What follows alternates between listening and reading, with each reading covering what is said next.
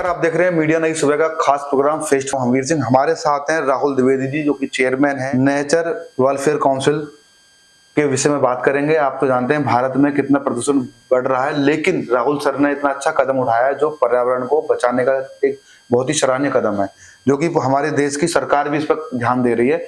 Nature से जुड़े हुए सवालों के आंसर जानेंगे। सर, मेरा पहला सवाल है आपसे, नेचर वेलफेयर काउंसिल की स्थापना किन उद्देश्यों के साथ की गई थी और अब तक इस संगठन ने कौन कौन सी प्रमुख उपलब्धियां हासिल की हैं?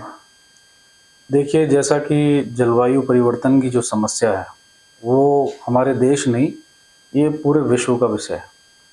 तो इसके लिए हमने अधिक से अधिक वृक्षारोपण करने के लिए ये काउंसिल बनी है और अभी हमारे अभियान भी चल रहा है, एक पेड़ माँ के नाम, जो माननीय प्रधानमंत्री जी ने पूरे देश में चलाया है।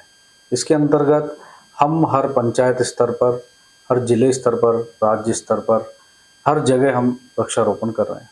जी सर, दूसरा सवाल है, हाल ही में आपने महामंडलेश्वर योगेश्वरी यति जी को national land and wildlife earth board का वाइस चेयरमैन नियुक्त किया है।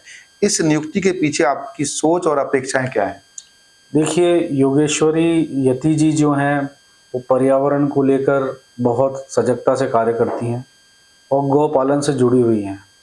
तो उन्होंने अभी तक गौपालन और वृक्षारोपण के इतने महत्वपूर्ण कार्य किए हैं, तो उनको देखते हुए हमारी काउंसिल ने उनको ये पद दिया है। जी, एक पेड़ माँ के नाम अभियान पूरे देश में तेजी से फैल रहा है। आप इस अभियान की प्रेरणा और इससे होने वाले पर्यावरण लाभों के बारे में क्या कहना चाहेंगे? देखिए, वृक्षारोपण का सबसे पहला और सबसे बड़ा फायदा यही है कि आज आपने गत दिनों में देखा होगा कि जगह जगह बारिश तेज आई है और बाढ़ आई है, पहाड़ गिर रहे हैं। ये सब जलवायु परिवर्तन की समस्या के कारण है। कहीं अधिक गर्मी हो जाना, तापमान का बढ़ जाना, तो इनको रोकने के लिए हमें वृक्षारोपण की ज़रूरत है। आज अकेले भारत में करीब 500 करोड़ पेड़ लगाने की आवश्यकता है और माननीय प्रधानमंत्री जी के अभियान एक पेड़ माँ के नाम के अंतर्गत अभी तक 125 करोड़ पेड़ लगाए जा चुके हैं और हम 500 करोड़ का लक्ष्य अगले 3 या 4 सालों में हम तय कर लें। जी सर, पर्यावरण संरक्षण के क्षेत्र में सरकार और निजी संस्थाओं के बीच सहयोग कितना आवश्यक है? क्या आपकी संस्था सरकार के साथ किसी संयुक्त प्रोजेक्ट पर काम कर रही है? जी, हम कई संस्थाओं के साथ कार्य कर रहे हैं, कई ट्रस्ट हैं, एनजीओ हैं जो हमारे साथ कंधे से कंधा मिलाकर कार्य कर रहे हैं। हमारा प्रमुख उद्देश्य है कि सिर्फ वृक्षारोपण करना नहीं है, उनके संरक्षण के लिए कार्य करना है। तो हमने हर जिले पे एक कमेटी गठित की है जो वृक्षारोपण के पश्चात उनके संरक्षण के लिए कार्य करती है। जी, आज के युवाओं को पर्यावरण और जलवायु परिवर्तन की दिशा में सक्रिय करने के लिए आपकी संस्था कौन कौन सी पहल कर रही है? देखिए, जो नई पीढ़ी है उसके लिए हमने क्लास 1 से और 12 तक हमने एक एनवायरनमेंट अवेयरनेस का कोर्स भी बनाया, वो डिज़ाइन किया और वो बहुत जल्दी हम सभी सरकारी स्कूलों में, सरकार से मध्यस्थता चल रही है हमारी, वो हम उसको लागू करेंगे ताकि बचपन से ही जो हमारी नई पीढ़ी है वो बचपन से ही किस तरह का पौधा लगाना चाहिए, पेड़ का संरक्षण कैसा करना चाहिए, किस मिट्टी में किस प्रकार का पौधा सर्वाइव कर सकता है, ये सारी उनको जानकारी दी जाएगी। वृक्षारोपण तो बहुत लोग करते हैं, लेकिन संरक्षण की समस्या बनी रहती है। आपकी संस्था वृक्षों की सुरक्षा और रखरखाव के लिए क्या खास रणनीति बना रही है? जी, इससे पूर्व में मैंने आपको कहा कि हम लोग वृक्ष के संरक्षण के लिए अधिक कार्य कर रहे हैं।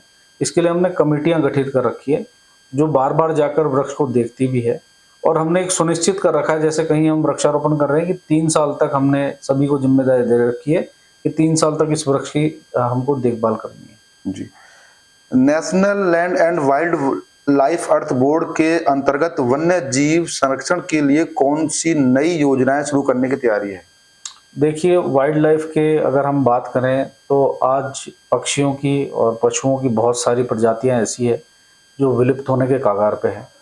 उनको चयनित करने के बाद में उनके संरक्षण के लिए उनको किस तरह बचाया जा सकता है, उनको कैसे संरक्षित किया जा सकता है, उसके लिए हम कार्य कर रहे हैं।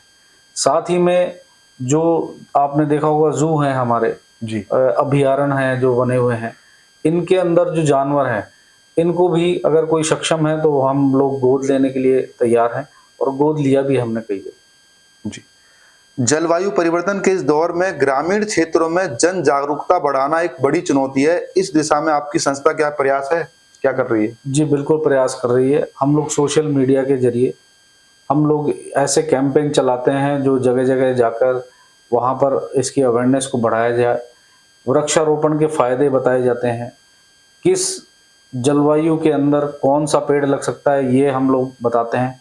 तो इसके लिए हम लोग कार्य कर रहे हैं भिन्न भिन्न प्रकार से। जी सर, आप देश के नागरिकों को क्या संदेश देना चाहेंगे ताकि हर व्यक्ति हरित भारत अभियान का हिस्सा बन सके? देखिए, देश के नागरिकों को मैं एक महत्वपूर्ण संदेश ये देना चाहूँगा कि हमारे देश के माननीय प्रधानमंत्री जी ने जब महिला सशक्तिकरण की बात की तो बेटी बचाओ बेटी पढ़ाओ अभियान चलाया, और उसके बाद जब बात स्वच्छता पे आई तो उन्होंने स्वच्छता अभियान चलाया।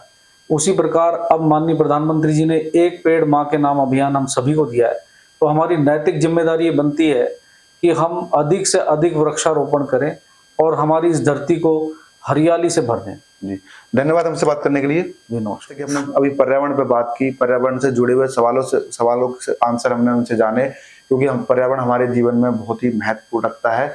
फिर हम किसी खास मुद्दे पर बात करने के लिए देखना न भूलें फेस टू फेस।